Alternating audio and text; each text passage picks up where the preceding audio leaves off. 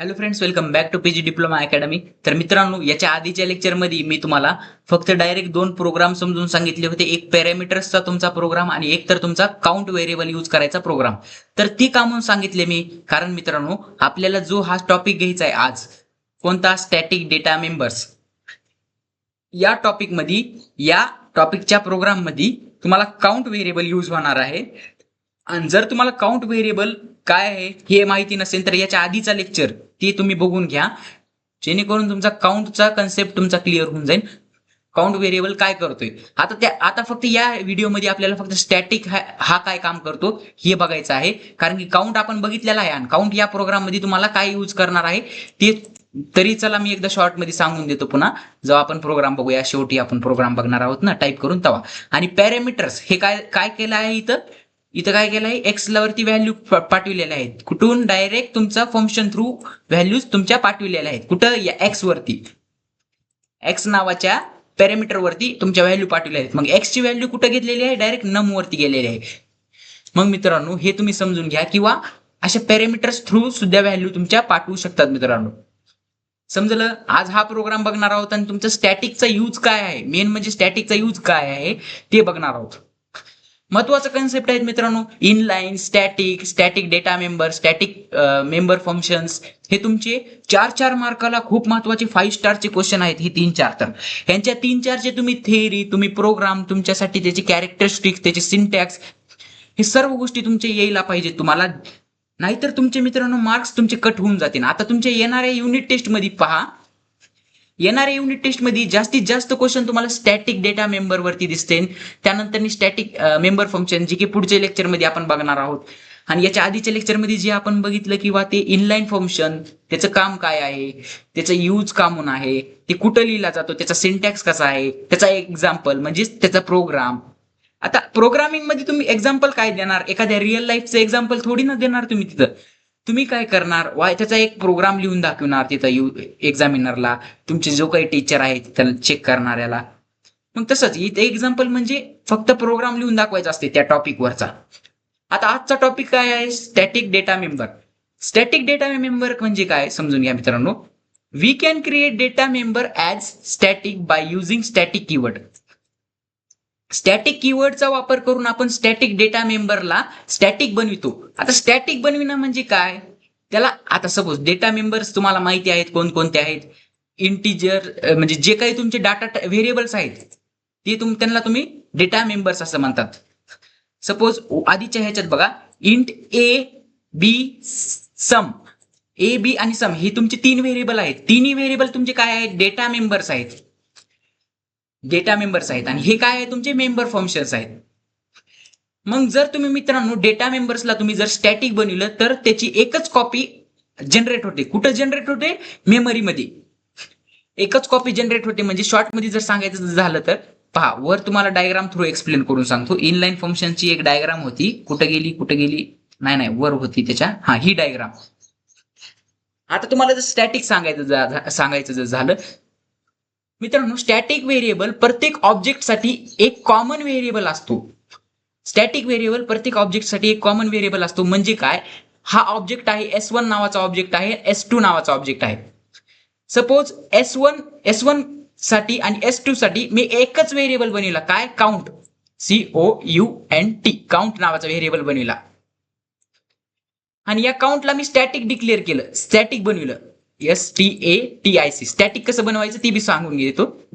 Static बनविलं तर मित्रांनो काय होणार, काउंटला हा पण व्हेरिएबल ऍक्सेस करणार आणि हा पण व्हेरिएबल ऍक्सेस करणार. पण हा मेमरीमध्ये दोनदा स्टोअर होणार का, नाही, एकदा स्टोअर होणार.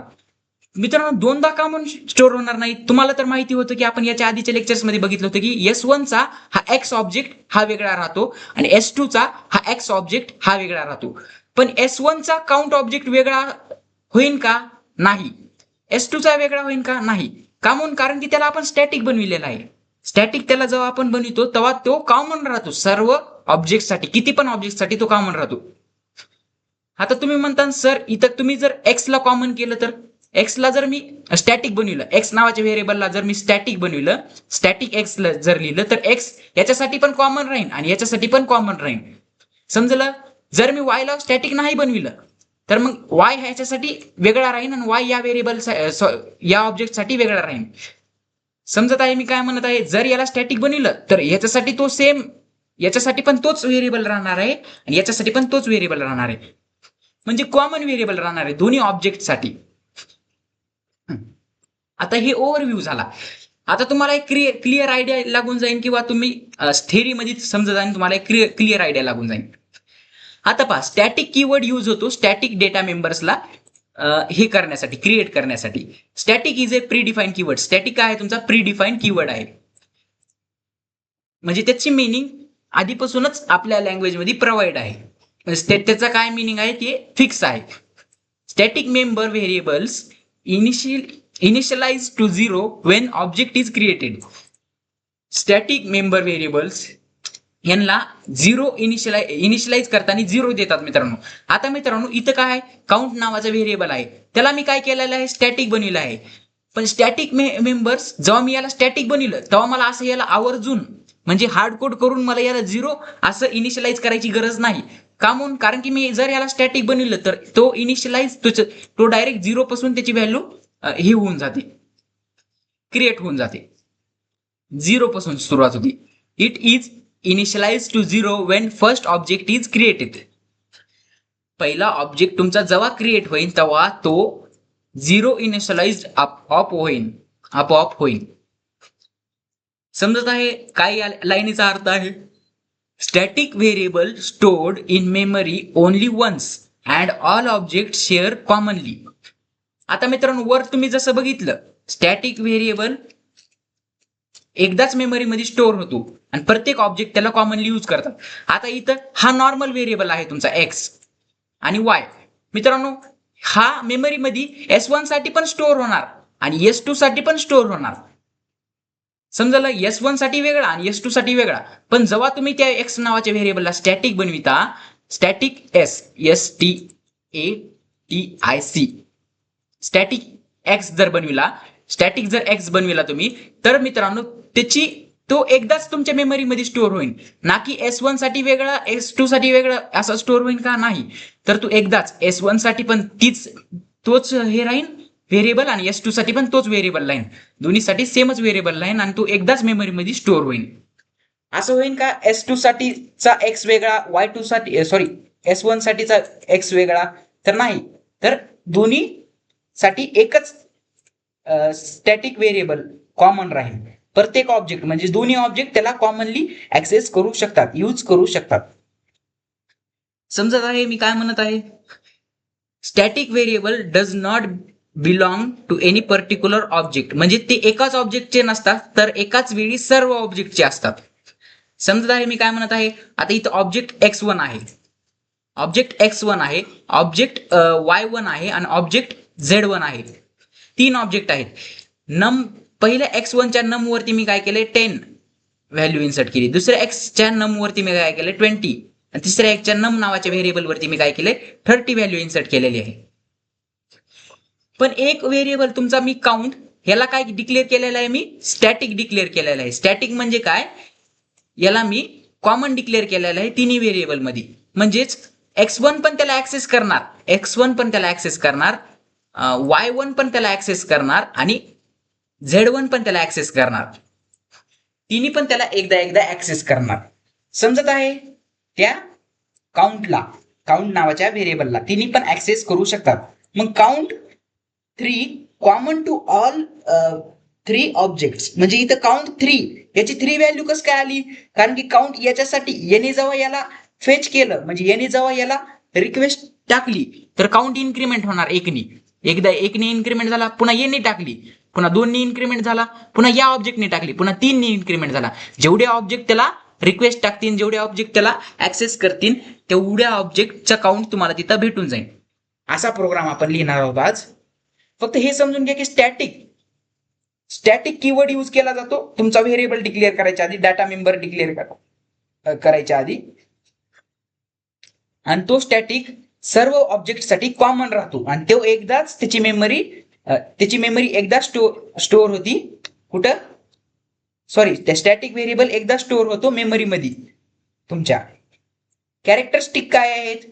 जसं की आपण बोललो, it initialize to 0 when the first object is created. पहिला ऑब्जेक्ट जेव्हा क्रिएट होतो त्याला तेव्हा तो आपोआप इनिशियलाइज होतो 0 मध्ये. त्याला आपण आवर्जून हार्डकोड करायची गरज नाही की तू 0 मध्ये इनिशियलाइज होईल म्हणून, की डायरेक्ट तू इनिशियलाइज 0 पासूनच होतो, 0 पासूनच त्याची सुरुवात होते. Only one copy of static variable is created for entire class. एक प्रत्येक अख्ख्या क्लाससाठी स्टॅटिक व्हेरिएबलची एकच कॉपी क्रिएट होते. आता काउंट या ऑब्जेक्टसाठी वेगळा, काउंट या ऑब्जेक्टसाठी वेगळा, काउंट या ऑब्जेक्टसाठी वेगळा, असं होणार आहे का? नाही. जर तुम्ही त्याला स्टॅटिक डिक्लेअर केलं, जर तुम्ही त्याला स्टॅटिक बनविलं, तर काउंट तिन्हीसाठी x1, y1 आणि z1 तिन्ही ऑब्जेक्टसाठी काउंट हा एकदाच डिक्लेअर होईल मेमरीमध्ये तुमच्या. आणि जर तुम्ही एकदा त्याची व्हॅल्यू चेंज केली तर तुम्ही सपोज तुम्ही x1 मध्ये काउंटची व्हॅल्यू चेंज केली तर ती ह्याच्यामध्ये पण चेंज दिसणार आणि याच्यामध्ये पण चेंज दिसणार. समजत आहे?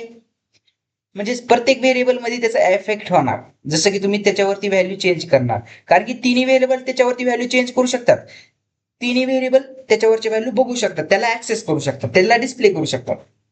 समजत आहे? सपोज x1 नी काउंटची व्हॅल्यू दिली 30 आणि Z1 ला ती 30 दिलेली दिसणार, Y1 ला ती 30 दिलेली दिसणार.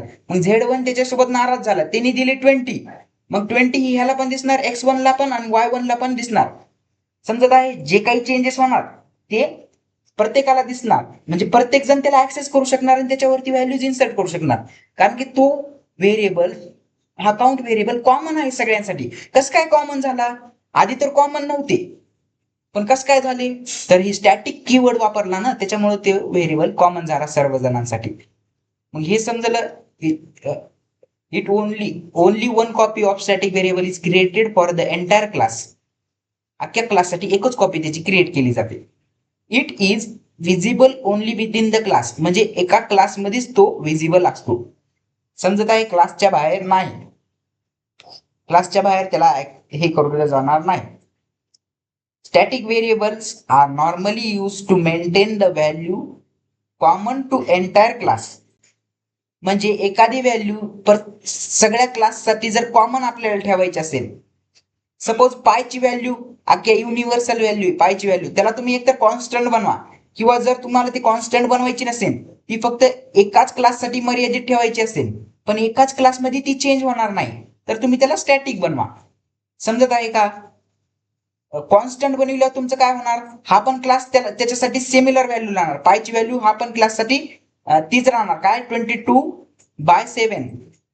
हा पण क्लाससाठी 22/7.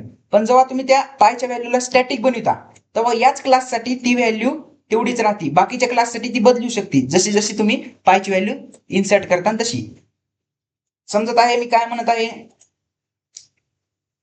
आता पहा सिंटॅक्स कसा आहे त्याचा. क्लास नेम, तुमचा क्लास डिक्लेअर करायचा प्रायव्हेट मध्ये, तुमचं स्टॅटिक लिहायचा आधी, तर स्टॅटिक हा कीवर्ड लिहायचा, त्यानंतर तुमचा data type int float care जे काही डाटा टाईप आहे ते, आणि त्यानंतर त्या व्हेरिएबलचं नाव. हे झालं तुमचं स्टॅटिक व्हेरिएबल. इथं तुमचा स्टॅटिक व्हेरिएबल क्रिएट केला जातो आणि तो त्याची डिफाईन आउटसाइड द क्लास करावं लागतं. म्हणजे काय? या क्लासच्या बाहेर, या कर्ली ब्रेसेसच्या बाहेर, म्हणजे या क्लासच्या स्कोपच्या बाहेर याला आपल्याला डिफाईन करावं लागतं. मग स्टॅटिक व्हेरिएबल डेफिनेशन आपल्याला क्लासच्या बाहेर लिहावी लागते. ती कशी लिहिणार? ते डाटा टाईप म्हणजे इंट फ्लोट कॅर, त्या ह्याचा डाटा टाईप स्टॅटिक व्हेरिएबलचा, त्यानंतर त्याचा क्लास नेम, त्यानंतर स्कोप रेझोल्युशन ऑपरेटर, त्यानंतर स्टॅटिक कीवर्ड आणि त्यानंतर व्हेरिएबल नेम. समजत आहे कसं? डाटा टाईप सपोज तुमचा इंट असेल, क्लास नेम तुमचा आयटम असेल, त्यानंतर स्कोप रेझोल्युशन ऑपरेटर, त्यानंतर स्टॅटिक कीवर्ड, त्यानंतर तुमचा व्हेरिएबलचं नाव काउंट. समजलं? Static variable definition need to be defined outside the class. त्यांना आउटसाइड दी क्लासच डिफाईन करावं लागेल आपल्याला, इनसाइड दी क्लास त्यांना डिफाईन केलेलं चालणार नाही. समजत आहे? स्टॅटिक व्हेरिएबलचा काय नियम आहेत, काय ठाट आहेत? समजत आहे? काही गोष्टी तुम्हाला क्लिअर झालेल्या चांगलं राहील, कारण की प्रोग्राम आपण जेव्हा बघता तेव्हा आणखीनच क्लिअर होईल तुम्हाला.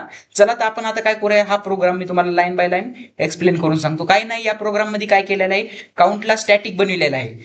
स्टॅटिक कसं बनवते? स्टॅटिक कीवर्ड लिहिते आणि काउंटला इथे स्टॅटिक बनविलेला आहे.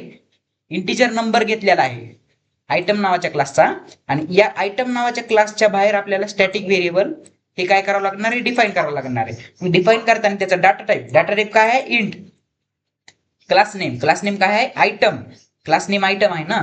त्यानंतर मी स्कोप रेझोल्युशन ऑपरेटर आणि त्यानंतर मी तुमचा व्हेरिएबल नेम. काय आहे व्हेरिएबल नेम तुमचा, व्हेरिएबल नेम तुमचा काउंट आहे. समजलं. स्टॅटिक व्हेरिएबल नेम बरं का, इथं इथं काय करा, हा असं करा, स्टॅटिक व्हेरिएबल नेम किंवा इथं अंडरस्कोर द्या, स्टॅटिक व्हेरिएबल नेम. तुमचे जे स्टॅटिक व्हेरिएबल आहे त्याचं नाव. समजलं इथं काय केलेलं आहे.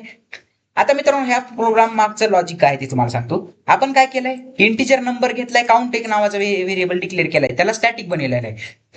म्हणजे काय, किती पण ऑब्जेक्ट डिक्लेअर करू. आता इथं किती केलेले आहेत, x1 एक ऑब्जेक्ट केलेला आहे, y1 आणि z1 हे 3 ऑब्जेक्ट डिक्लेअर केलेत. म्हणजे काउंट तिन्हीसाठी सिमिलर आहे, फक्त हा नम तिन्हीसाठी वेगळा आहे. जसं की इथं पहा, x1 साठी नम वेगळा आहे, s2 साठी नंबर वेगळा आहे, z1 साठी y1 साठी नम वेगळा आहे, z1 साठी नम वेगळा आहे, पण काउंट तिन्हीसाठी एकच आहे.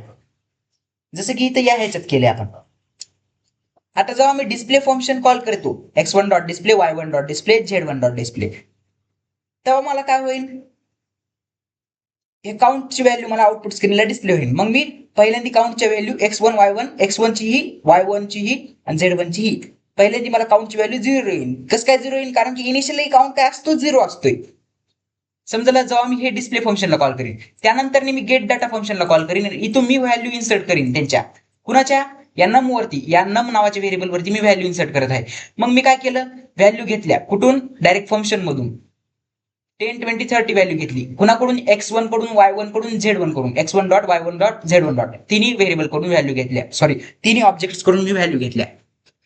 मग ती कशावरती गेल्या, या x वरती गेल्या. मग x ची व्हॅल्यू कशावरती गेली, NUM करा इथं, NUM नम वरती तुमची व्हॅल्यू जाणार, या x ची व्हॅल्यू नम वरती जाणार, आणि त्यानंतर तुमचा काउंट प्लस प्लस होणार, म्हणजे काउंट एक ने इन्क्रीमेंट होणार.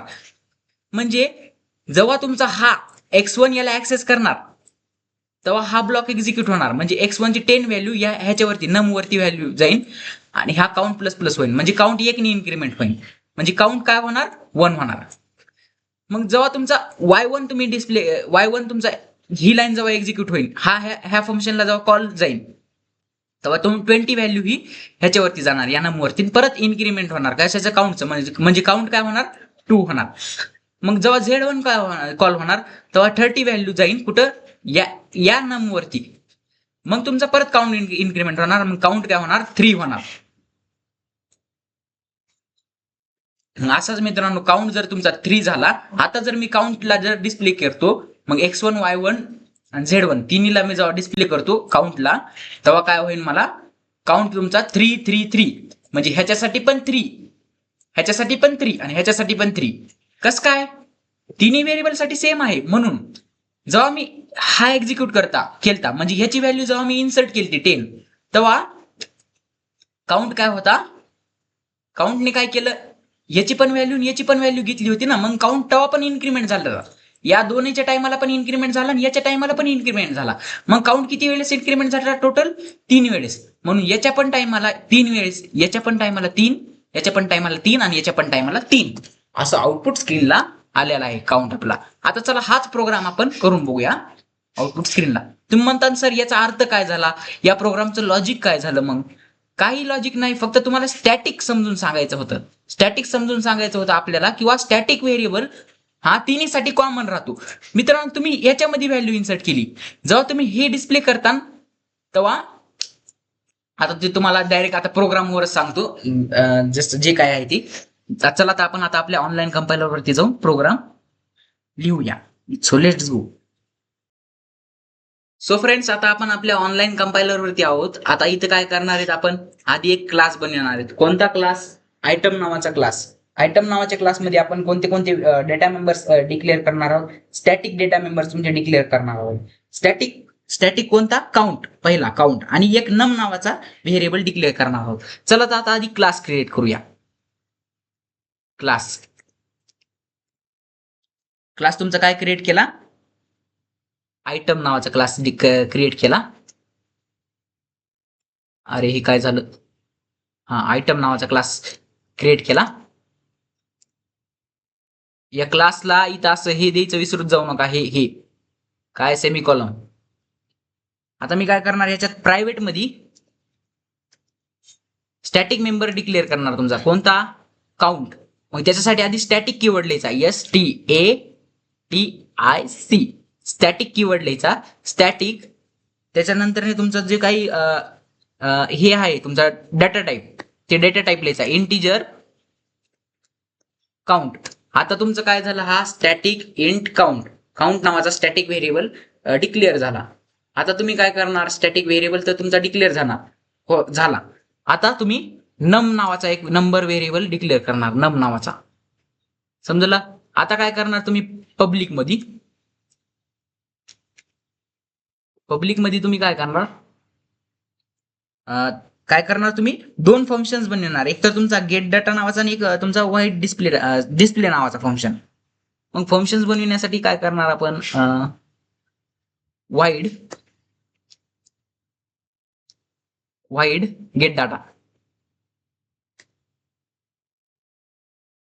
गेट डाटा नावाचा फंक्शन बनवेल आम्ही. गेट डाटा मध्ये मी काय करणार आहे, फंक्शन मधून व्हॅल्यू घेणार आहे ना, मग इथून इंट एक्स करा, इंट एक्स कामून केलंय. जर मागचा लेक्चर बघितला नसेल तर बघून घ्या, इंट एक्सचा अर्थ काय ते सांगितलेला आहे मी मागच्या लेक्चर मध्ये. नम वरती मी काय करणार आहे, नम वरती मी एक्स ची व्हॅल्यू टाकणार आहे, आणि काउंटला मी इन्क्रीमेंट करणार आहे. आता इथं काउंटला इन्क्रीमेंट काउंट केलेला आहे, कारण की काउंट इन्क्रीमेंट झाला तरच समजेल ना आपल्याला किंवा हा काउंट स्टॅटिक झालेला आहे. कारण की जेव्हा मी x1 साठी त्याला ऍक्सेस करेन, y1 साठी ऍक्सेस करेन आणि z1 साठी ऍक्सेस करेन, तेव्हा तो काउंट इन्क्रीमेंट होणार. समजत आहे. वाईड डिस्प्ले फंक्शन मी इथं कॉल करतो. डिस्प्ले मध्ये मी काय करणार, तुमचं काउंटला डिस्प्ले करतो मी, सी आउट तुमचं काय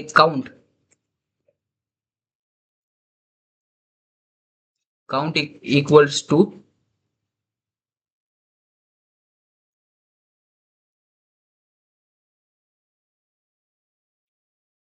काउंट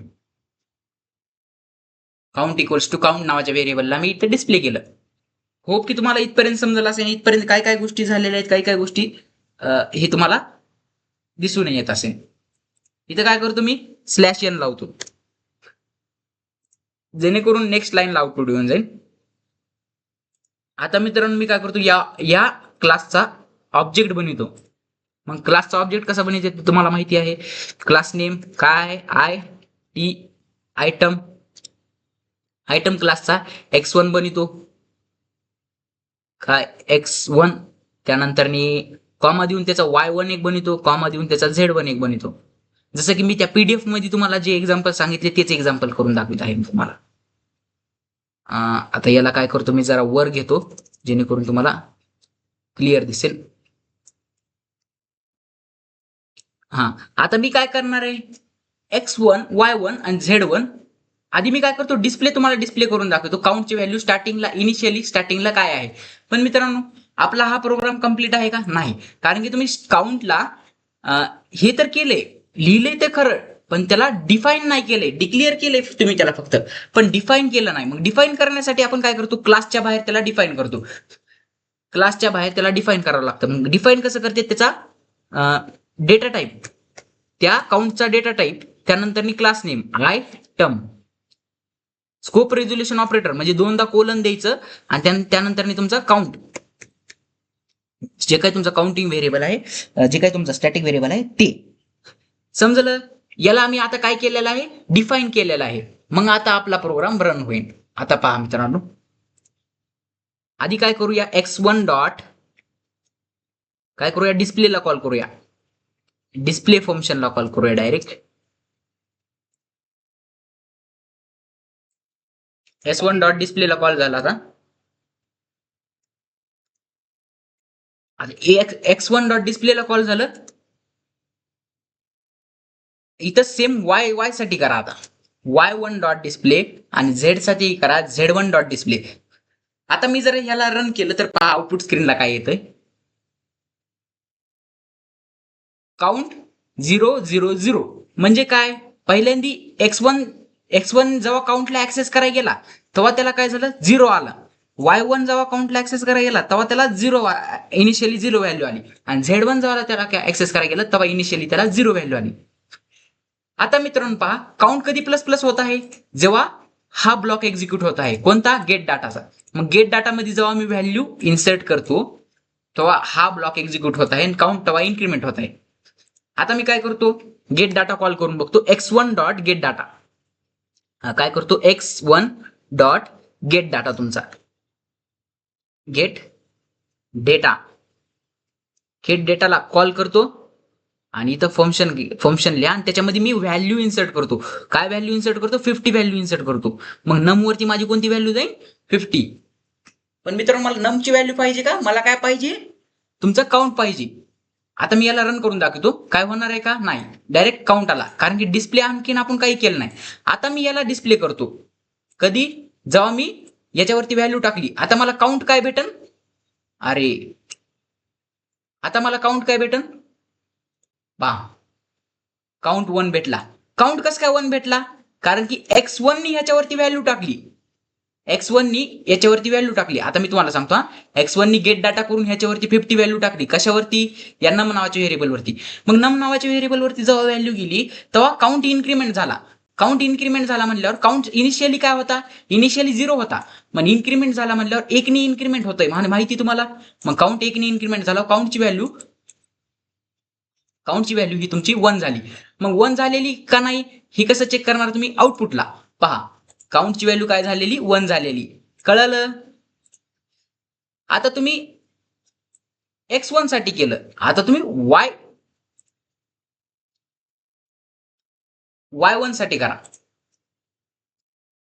y1 साठी केलं आणि इथं व्हॅल्यू 60 दिली. आता पाहूया काउंट काय येतं तुमचा. काउंट काय आला, 2 आला. हा 2 तर x1 चा काउंट आहे तुम्ही म्हणत असताना. y1 चा काउंट कुठे आहे, तर y1 चा काउंट डिस्प्ले करा चला. कारण की मित्रांनो y1 ला तुम्ही हे केलं ना, y1 नी बी तुम्ही याला ऍक्सेस केलं. आणि जेव्हा तुम्ही x1 चा काउंट डिस्प्ले केला तेव्हा y1 सुद्धा भेटला त्याला. कारण की का मित्रांनो, x1 y1 आणि z1 हे तुमचे तिन्ही कुणासोबत लिंक आहेत, या काउंट नावाच्या व्हेरिएबल सोबत. मग जेव्हा तुम्ही x1 मधून तुम्ही काउंट मध्ये व्हॅल्यू टाकता, म्हणजे सॉरी नम वरती व्हॅल्यू टाकता, तेव्हा काउंट तुमचा इन्क्रीमेंट होतो 1 नी. मग y1 मधून जेव्हा तुम्ही काउंट मध्ये व्हॅल्यू टाकता तर काउंट तुमचा आणखीन 1 नी इन्क्रीमेंट होतो, म्हणजे 1 चा 2 होऊन बसतो. मग तुम्ही जेव्हा z1 वरून तुम्ही त्याच्यावरती व्हॅल्यू टाकायचा प्रयत्न करता तेव्हा तो आणखीन 1 ह्याने इन्क्रीमेंट होणार, म्हणजे 3 होऊन बसणार. समजलं. आता इथं काय होऊन बसणार आहे, 2 होऊन बसणार आहे. बघूया, x1 साठी बी 2 होऊन बसले, आपण बघितलं, रन करून बघितलं, x1 साठी बी 2 होऊन बसले. पहा आउटपुटला बघा, x1 डिस्प्ले केलं ना, x1 साठी 2 होऊन बसले. आता y1 साठी बघूया काय होऊन बसले. x1 झाला, तर y1 साठी y1 डिस्प्ले केलं तर y1 साठी काय होऊन बसले बघूया. y1 साठी बी 2 होऊन बसले. पहा, हा x1 चा 2 काउंट आणि हा y1 चा काउंट, y1 साठी पण 2 होऊन बसले. आता मी काय करतो इथं, z1 डॉट गेट डाटाला परत कॉल करतो, गेट डेटा फंक्शनला परत कॉल करतो आणि याच्यामध्ये मी 70 व्हॅल्यू देतो. आता रन करतो, आता काउंट काय येईल, 3 येईल. कुणाचा, x1 चा, y1 चा 3 येईल. काऊन 3 येईल, कारण की z1 नी इन्सर्ट केलाय नंबर आणि याला इन्क्रीमेंट केलंय. मग x1 चा y1 चा बी 3 होईल, कारण की तिन्ही व्हेरिएबल साठी हे कॉमन आहे. कोण, हा स्टॅटिक व्हेरिएबल, कोणता, काउंट, COUNT, काउंट हा कॉमन आहे तिन्ही ह्याच्यासाठी. समजत आहे का मी काय म्हणत आहे. आता मी काय करणार, z1 बी डिस्प्ले करून दाखवतो तुम्हाला. जसं की x1 मी डिस्प्ले केला, कॉमा देऊन तुमचा z1 बी डिस्प्ले करतो. त्याच्यावरती जागी काय करतो मी, z करतो. आता मला 3दा काय येईल, 333 आलं का आउटपुट, सेम आपल्या पीडीएफ सारखं. समजेल तुम्हाला कशावरती कसं काउंट होत आहे. तुम्ही म्हणता सर आणखीन याच लाईन मी काय करतो, परत आणखीन रिपीट करतो. याच्यावरती मी आता कॉल मध्ये काय करतो, ह्याच्यावरती व्हॅल्यू जरा चेंज करतो. आता काउंट काय झाला तुमचा, 666.